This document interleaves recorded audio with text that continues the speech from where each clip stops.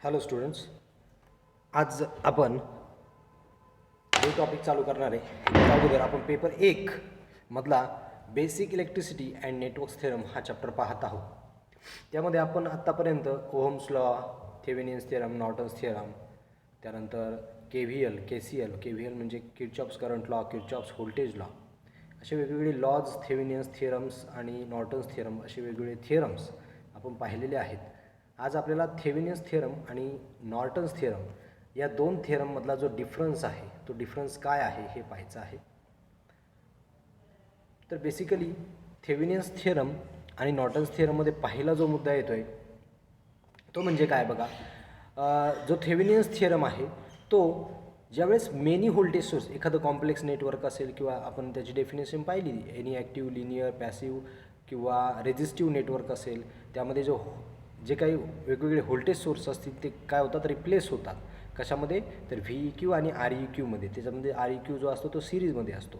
हे आपण त्याच्या डेफिनेशन्स आणि त्याचा थेरम बघितलेला आहे.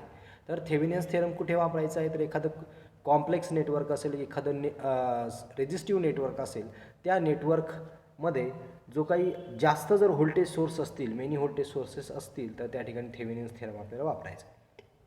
आणि नॉर्टन्स थेरम कुठं वापरायचा आहे? तर सेम, तर कुठं आहे? फक्त ज्या ठिकाणी करंट सोर्स ज्या ठिकाणी आहेत जास्त नेटवर्कमध्ये एखाद्या, त्या ठिकाणी आपल्याला काय करायचं? नॉर्टन्स थेरम वापरायचं आहे. आपण ज्यावेळेस समजून घेतानाच थेवेनिन्स थेरम आणि नॉर्टन्स थेरम असं म्हटलं होतं की थेवेनिन्स थेरम हा कशाशी रिलेट करतोय? तर व्होल्टेजशी रिलेट करतोय. आणि नॉर्टन्स थेरम जो आहे तो कशाशी रिलेट करतोय? तर करंटशी रिलेट करत आहे. त्याच्यामुळे आपल्याला ते समजायला थोडंसं इझी जाईल. दुसरं आहे की थेवेनिन्स थेरमने काय होतं आहे? तर थेवेनिन्स थेरमने काय होतं? तर ॲनालिसिस ऑफ व्होल्टेजचं ॲनालिसिस होतं. आणि इकडं जर पाहिलं तर करंटचं ॲनालिसिस नॉर्टन्स थेरमने होत आहे.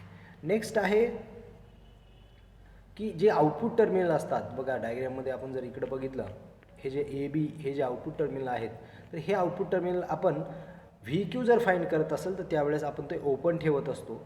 आणि जे काही IEQ जर फाईंड करत असेल तर त्या ठिकाणी आपल्याला ते AB टर्मिनल्स काय करावे लागतात? तर शॉर्ट करावे लागतात. तर ही बेसिक गोष्ट आपल्याला माहिती आहे, आपण त्याचे प्रॉब्लेम सॉल्व केलेले आहेत. एवढं लक्षात ठेवा की 3 नंबरचा पॉईंट काय आहे? आउटपुट टर्मिनल ओपन फॉर VEQसाठी आपण आउटपुट टर्मिनल ओपन ठेवतो. आणि IEQ म्हणजे काय? इक्विव्हॅलंट करंट सोर्स किंवा इक्विव्हॅलंट करंट. आणि VEQ म्हणजे काय? Equivalent voltage. तर इक्विव्हॅलंट करंटसाठी आपण शॉर्ट करतो आणि इक्विव्हॅलंट व्होल्टेजसाठी आपण ते आउटपुट टर्मिनल ओपन ठेवतो. नेक्स्ट आहे REQ. आता जो REQ असतो, REQ म्हणजे काय? तर इक्विव्हॅलंट रेझिस्टन्स किंवा टोटल रेझिस्टन्स, काही म्हणा, इक्विव्हॅलंट रेझिस्टन्स म्हणा किंवा टोटल रेझिस्टन्स म्हणा ऑफ द नेटवर्क, तो VEQच्या सिरीजमध्ये असतो आणि IEQच्या पॅरलल असतो. हे आपल्या डायग्राममध्ये दिसतंय. 5 नंबरमध्ये काय आहे? डायग्राम आहे. यामध्ये आपल्याला VEQ दिसतोय. तर VEQ बघा, VEQ आणि REQ म्हणजे काय? रेझिस्टन्स आणि voltage source, equivalent voltage source आणि इक्विव्हॅलंट रेझिस्टन्स हे एकमेकांच्या सिरीजमध्ये आहेत.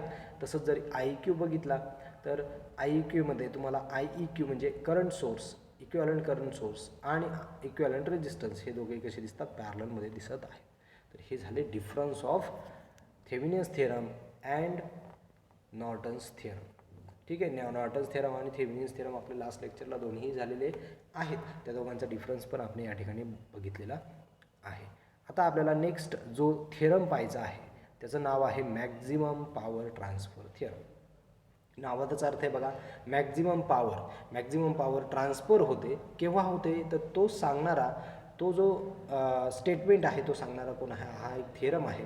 तो थेरम कसा आहे बघा, the maximum power transfer take place when the load resistance RL is equal to the equivalent source of resistance. बघा या ठिकाणी काय सांगतोय हा थेरम? काय सांगतोय? तर मॅक्झिमम पॉवर ट्रान्सफर होते केव्हा? ज्या वेळेस लोड रेझिस्टन्स हा इक्वल असेल कोणाच्या? तर REQच्या, म्हणजे काय? इक्विव्हॅलंट रेझिस्टन्सच्या लोड रेझिस्टन्स जर इक्वल असेल त्यावेळेस मॅक्झिमम पॉवर ट्रान्सफर होते. म्हणजे याची अट काय आहे? मॅक्झिमम पॉवर ट्रान्सफर होते केव्हा? RL is equal to REQ असेल त्यावेळेस काय होते? P जो आहे, मॅक्झिमम पॉवर जी आहे ती कशी असते? मॅक्झिमम असते. एवढं एका हा जो सिम्बॉलिक रिप्रेझेंटेशन आहे एवढं लक्षात ठेवलं तरी चालेल. R L is equal to R E Q. त्यावेळेस काय असते, पी जी असते ती काय असते, मॅक्झिमम असते. ठीक आहे. मॅक्झिमम पॉवर ट्रान्सफर होते केव्हा, ज्यावेळेस लोड रेजिस्टन्स आणि इक्विव्हॅलंट रेजिस्टन्स कसे असतात, इक्वल असतात. ठीक आहे. हेच आपण डायग्रॅमॅटिकली समजून घेऊयात.